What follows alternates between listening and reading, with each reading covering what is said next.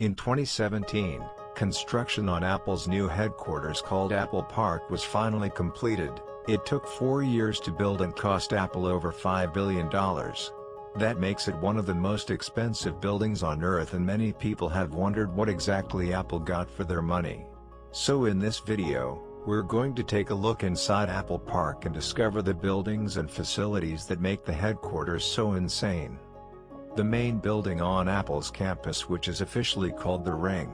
It features 4 stories of office space for over 12,000 employees, a walkway lines the inner and outer perimeter of the building, which means it'd take about 7.5 minutes to reach the opposite side or about 15 minutes to walk all the way around. But you may not mind the long walk considering the view you'd have.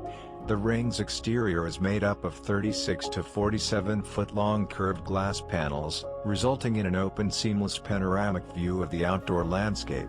In fact, Apple Park was designed to be as open as possible, in order to encourage the free flow of ideas through chance meetings between employees. That's why office spaces are formed into pods where a worker could be in deep concentration 1 minute then bump into a colleague. But not everyone was enthusiastic about this approach, with many employees writing into tech journalist John Gruber criticizing the open floor plan. Even more complained about the glass walls and doors, which were easy to run into when distracted. In fact, 2 workers were actually injured and required hospitalization after walking into the building's translucent walls and doors. This prompted employees to stick post-it notes on the glass to make sure the objects were more noticeable. But they were quickly removed because they distracted from the building's design. Another way the Ring encourages employee interaction is with one big restaurant instead of several small ones located throughout the building. That means employees have to walk further to reach the cafe, and increases the likelihood of interactions while eating, since everyone is forced into the same 58,000 square foot eating area. The restaurant itself is called Cafe Max and features 4-story glass sliding doors, the largest in the world, that open to the courtyard on nice days. And to prove just how much Apple cares about every detail, they actually patented their own pizza box that prevents the crust from getting soggy. But there's more to the Ring than meets the eye. Because hidden underneath the 4-story behemoth is a 2-story parking garage, finished with reflective white tile dome ceilings and traffic lights seamlessly integrated into the street signs. This allows workers to drive in and out of Apple Park without obstructing the beautiful view, speaking of which, the landscaping of Apple Park is one of its most important features. Steve Jobs loved the foliage work done on Stanford's campus, and he tracked down one of the arborists responsible, David Muffley, who oversaw the planting of 9,000 indigenous trees at Apple Park. Hand-picked not only for their appealing structure, but also their resistance to drought, which has only become more common.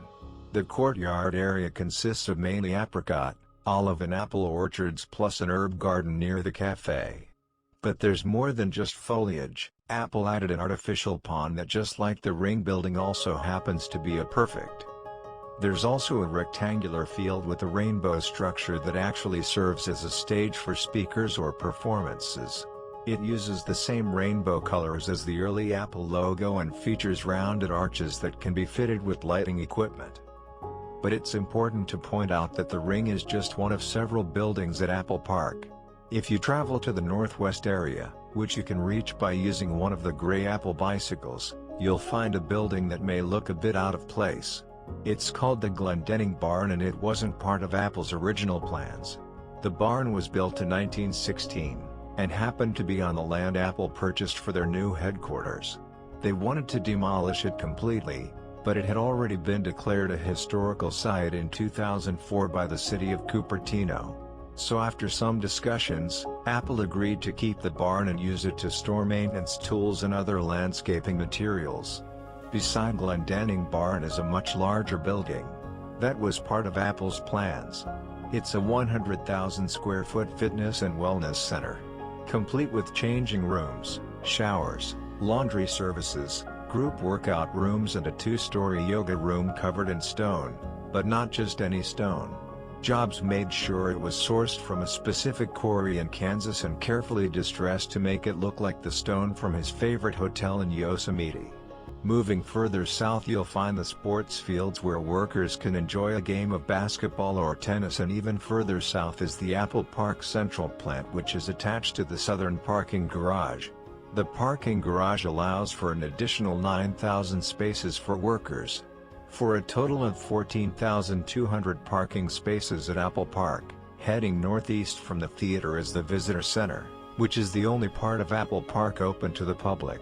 It's a two-story building with 4 main areas: an Apple Store, featuring exclusive merchandise like t-shirts, hats, tote bags, and postcards; a 2,300 square foot cafe and exhibition area that features a 3D model of Apple Park that visitors can explore in detail using augmented reality, and a rooftop terrace that overlooks the entire campus. The Visitor Center also has an underground parking garage with almost 700 spaces.